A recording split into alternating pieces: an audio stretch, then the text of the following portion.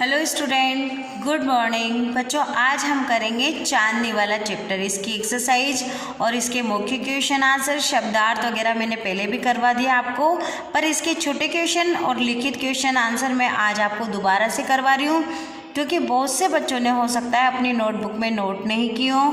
तो आप ध्यान से सुनिए और इन क्वेश्चनों को लर्न करिए। तो आप अपनी बुक में ओपन करिए पेज नंबर 24 पेज नंबर पे कौन से क्वेश्चन आंसर है हमारे चैप्टर 3 के क्वेश्चन आंसर। कौन से क्वेश्चन आंसर है चैप्टर 3 के, और चैप्टर 3 है हमारा चांदनी जीती। बच्चों देखो, फर्स्ट क्वेश्चन है, हिमालय पर बसे पहाड़ी बस्ती का नाम क्या है। हिमालय पर बसी पहाड़ी बस्ती का नाम क्या है, और उस बस्ती का नाम क्या था, अल्मोड़ा। क्या था उस बस्ती का नाम, अल्मोड़ा की पहाड़ी। सेकंड क्वेश्चन है, अबू मियाँ को क्या शौक था। अबू मियाँ को क्या शौक था, अबू मियाँ को बकरियाँ पालने का शौक था। क्या शौक था अबू मियाँ को, बकरियाँ पालने का। इस बार अबू मियाँ ने अपनी बकरी का नाम क्या रखा, इस बार अबू मियाँ ने अपनी बकरी का नाम चांदनी रखा। बच्चों, जैसे मैंने लिख रखा है वैसे आप भी अपनी नोटबुक में नहीं लिखें तो बुक में लिख सकते हैं, क्योंकि ये मौखिक क्वेश्चन आंसर है, पर इसमें से भी मैं आपको दे सकती हूँ। फिर देखिए, वह बकरी क्यों भाग गई। वह बकरी क्यों भाग गई, क्योंकि वह खुले वातावरण में रहना चाहती थी और उसे अपनी स्वतंत्रता अधिक प्रिय थी। तो आप फिर देखें इन क्वेश्चन आंसरों को। हिमालय पर बसी पहाड़ी बस्ती का नाम अल्मोड़ा था। अब्बू मियाँ को क्या शौक था, अब्बू मियाँ को बकरियाँ पालने का शौक था। इस बार अब्बू मियाँ ने अपनी बकरी का नाम चांदनी रखा।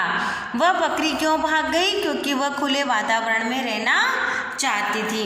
अब आते हैं हम इसके लिखित क्वेश्चन आंसर, जो कि पेज नंबर 25 पर है। आइए आप भी देखिए इन क्वेश्चनों को, अपनी बुक में फिंगर पॉइंट करके एक एक क्वेश्चन को समझेंगे हम।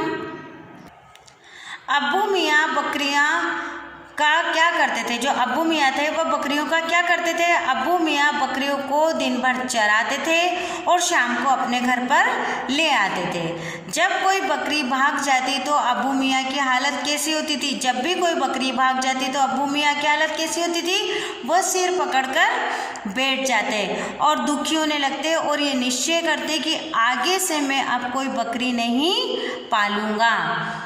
चांदनी की सुंदरता के बारे में बताइए। चांदनी बहुत सुंदर थी, वह सफ़ेद रंग की थी, उसके काले काले सींग थे और चांदनी बहुत खूब सुंदर लगती थी।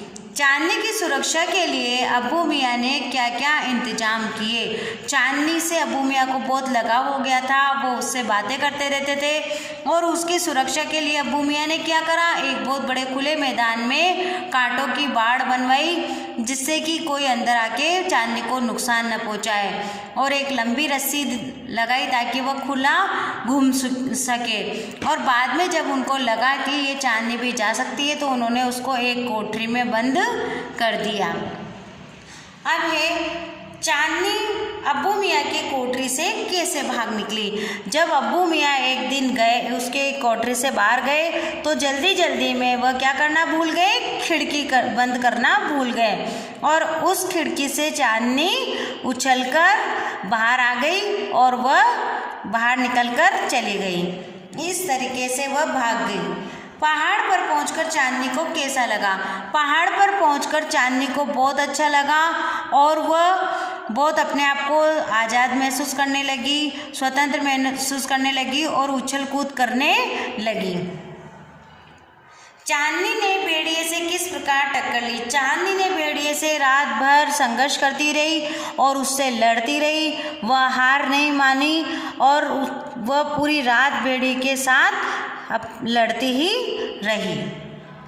चांदनी का अंत क्या हुआ।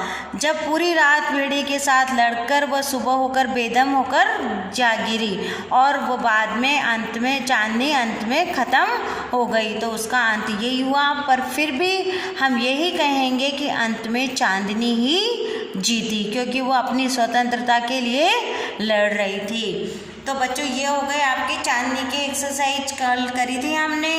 गद्यांश में मैंने आपको समझाया था। आज मैंने इसके क्वेश्चन आंसर कराए। अब आप आइए चैप्टर फर्स्ट जो हमारी कविता है उसके क्वेश्चन आंसर भी हम एक बार दोहरान कर लेते हैं। तो आप बुक ओपन करिए और निकालिए अपना चैप्टर फर्स्ट।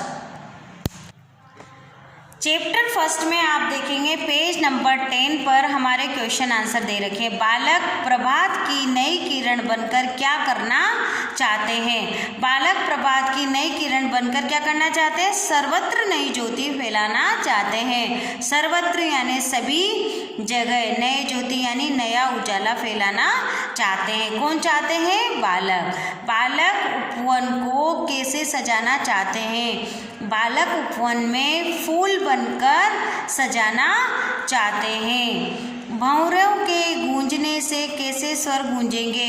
भंवरों के गूंजने से नूतन, नूतन यानी नया, नए स्वर गूंजेंगे। लहरों की उमंग बनकर बालक क्या करेंगे? लहरों की उमंग बनकर बालक सरिता बहाएंगे। सरिता का मतलब होता है नदी, नदी बहाएंगे। भारत भूमि की मिट्टी को सींचकर क्या उगाया जा सकता है? भारत भूमि की मिट्टी को सींचकर सोना उगाया जा सकता है। तो बच्चों ये तो हो गए हमारे इसके क्वेश्चन आंसर। कल मैंने आपको इसके पर्यायवाची शब्द बताए थे और आपको मैंने क्या बताई थी? इसकी एक्सरसाइज बताई थी और चैप्टर 2 की भी आपको एक्सरसाइज कल बता दी थी और क्वेश्चन आंसर भी हो गए।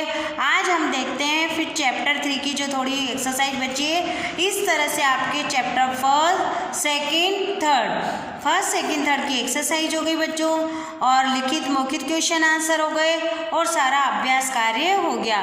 तो आप अभी चैप्टर 3 की एक्सरसाइज और दोबारा देख लीजिए। अगर आपके यूटी में इस तरीके से शब्द आए तो आपको करना पड़ेगा, क्योंकि बच्चों हमारी जो बुक है इसमें ग्रामर की बुक अलग से नहीं है। इसी वजह से इस बुक के हर चैप्टर में ग्रामर दी हुई है और मैं इसी में आपको समझाती हूँ हर चैप्टर के साथ। एक वचन, एक वचन क्या होता है?